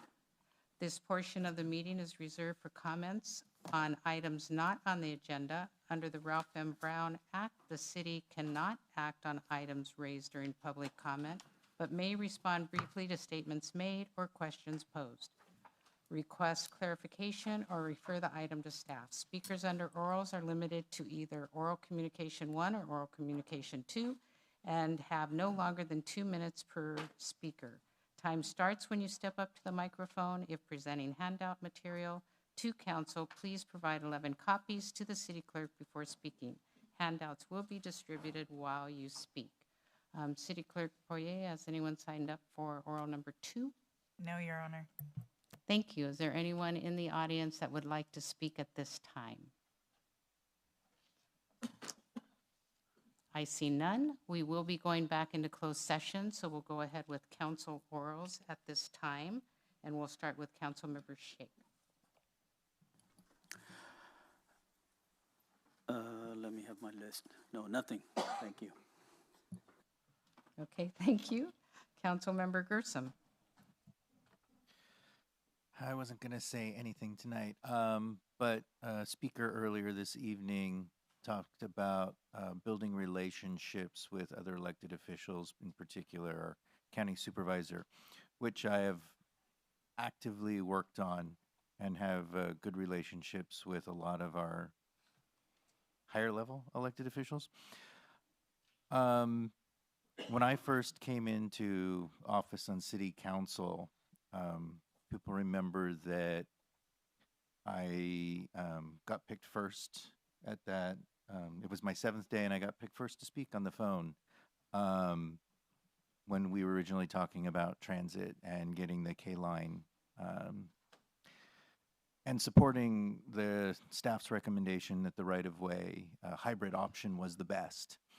And that was working through Supervisor Janice Hahn's office, working with transportation staff, working on that in my first week to make sure that I was, they knew what my response was and that I was going to participate in the meeting. And then they commented, oh, you're hitting the ground running. And Supervisor Hahn's office asked me to even go to an event that she couldn't attend. That was in my district, which I was very happy to do. And so we were developing, I thought, a very positive relationship. At some point, as people know, Councilmember Shake and I got brought into a meeting at her office in San Pedro where I was asked to come because I am solutions-oriented. And that was my introduction to Weingart. And I immediately, after doing some research, called the next day to her assistant and said, all right, so you brought me because I'm solutions-oriented and I'm prepared to now give you 3 different solutions that fit how the city of Torrance feels. And I did not hear back for at least a month. Oh, I'm sorry. I had to reset my phone. I didn't get your message.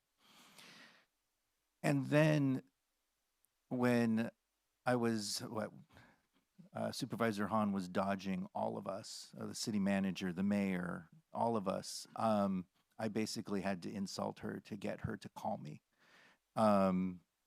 And on the phone with her, she flat out told me, you're right. I didn't ask you for your opinion because this is my solution and I'm sticking to it.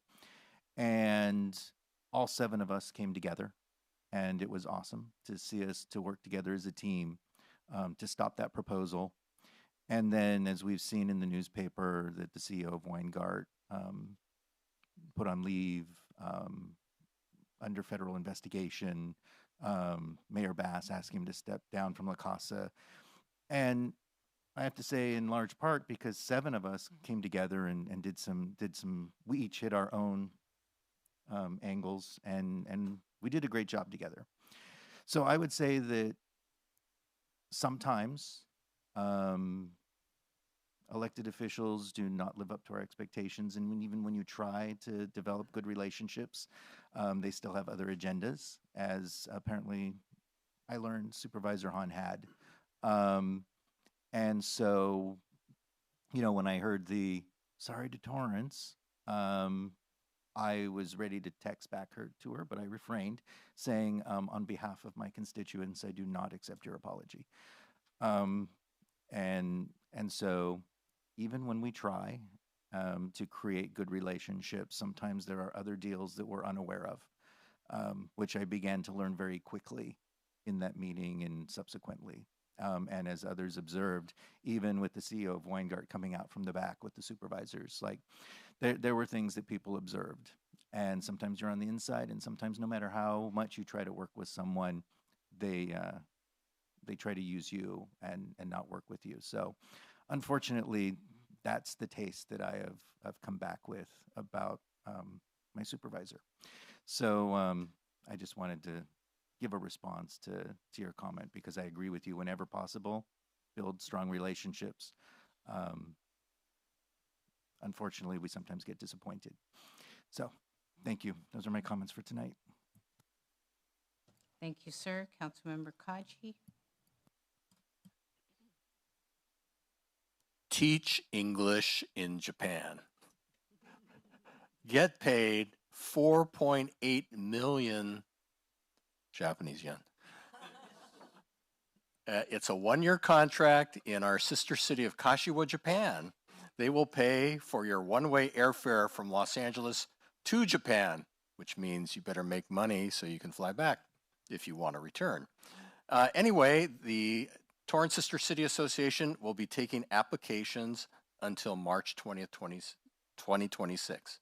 So if you want to spend a year in Japan, in the beautiful city of Kashiwa, please apply. Thank you. Thank you. Councilmember Lewis. And Kashiwa is beautiful, and especially Torrance Street.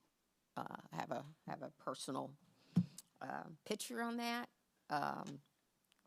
during the visit there.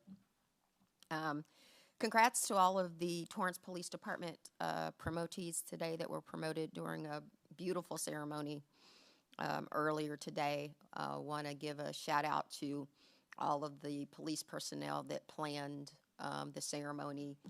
It was a long time coming, and congrats even to our own chief that was pinned today officially in the ceremony.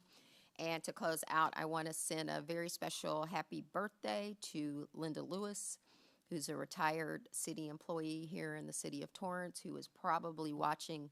She might be already in bed, but happy birthday to you. I hope it's the best one yet. Thank you. Thank you. Councilmember Matucci. Thank you. I actually met a lady today from Kashiwa at a little coffee shop here in Torrance, and it just had a conversation. Said, "Oh yeah, I know you guys have a sister city relationship with my home city. Moved to Torrance 7 years ago, and has a beautiful family, and they were all there. So, anyways, I like these relationships that we have around the world. But going back to what Councilman Gerson said, yeah, we've had some disappointments with our supervisor.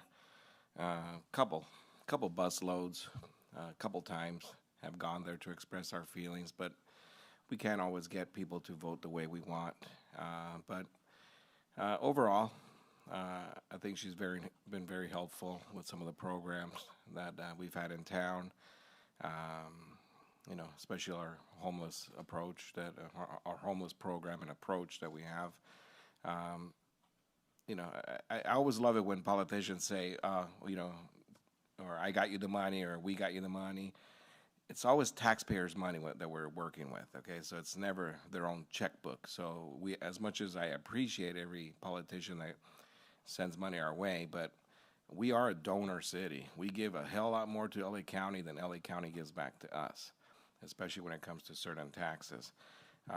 But I do believe our supervisors, I guess, completely dismissing our feelings on the Metro line and just giving us a sorry Torrance. I think that was a low blow and a little bit, I would say, very disappointing to see. And also keep in mind, we had 2 bus loads for the Home Key Plus. We've all expressed our concerns about that location. We appreciate the efforts and the programs, just not that particular location. And she was the one that actually made the motion to approve it at that location. So, and I think a lot has to do that there's no re-election for certain individuals, so they can kind of do whatever they want. But again, it's disappointing that we had to really endure some of this stuff. Personally, I was always against the Metro extension to Torrance, not because I'm against not because I'm against public transportation. It's because I'm against homeless dumping. I'm against the crime that's allowed to happen on these metro train systems that hasn't been addressed. They keep on telling us we're fixing it, we're trying. But until I personally see a track record that just gets better and better, I just don't see the metro train system benefiting Torrance as much as they try to say that it will. I'm definitely against Hawthorne Boulevard. I've expressed my opinions, sent my messages, but really at the end of the day, the Metro Board will make the decision. Obviously not the community. The Metro Board makes that decision. It'll be billions of dollars, maybe, if it gets built. It will disrupt Torrance heavily. And I really do think at some point in time we may want to sit down and talk about suing the Metro, suing the state, and really, because it's going to damage Torrance tremendously if it actually does get built. And we can't wait till groundbreaking to start complaining. I think we need to start taking steps now to stop it in its footsteps. And some people are telling me, well, you know what, Hawthorne will never get built. Well, never say never. Some really stupid projects have started, and some have never finished. But if we don't take the steps now, I really do think that eventually it will get built, and it will be the demise of Hawthorne Boulevard, at least in Torrance. So I would really invite us to have that conversation. So, but again, disappointing to say the least. But I was really happy to see that the council came together. We may have different ideologies up here, but when it comes to protecting Torrance, I think we worked in unison. We worked very well. So I appreciate that. So thank you, guys. Thank you. Thank you. Personally, I think the Metro situation was disastrous. I wasn't going to talk about it, but everybody else decided to do so. And it going down Hawthorne Boulevard is disastrous. It cripples the Torrance economy and our city and the South Bay. And I think it is time to reconsider relationships and have friendship cities next door. For all of the cities that border Torrance to be against us means that we were not stepping up to the table and having the conversation. And that's very concerning for me, and that's disappointing for me. So when the mayor gets back, I look forward to talking to him about this issue and spending time developing relationships with our neighborhood cities. I also wanted to talk about a wonderful theater production at the downtown Torrance Theater. The Torrance Theater Company would like to invite you to see The Cottage. Enjoy endless laughs, hilarious twists, daring physical comedy. I don't know what that means. Daring physical comedy and a happy, really? It says a happy ending for lovers everywhere. So that's what it says. So go to www.torrancetheatercompany.com for your tickets today. Thank you. And it runs from February 7th through the 28th at 1316 Cabrillo Avenue in downtown. You meant to say a joyous evening. Sure. I know that's what you meant. You meant That's joyous. not what it says. I'm reading the script. Thank you. And we're going to recess to closed session. Thank you.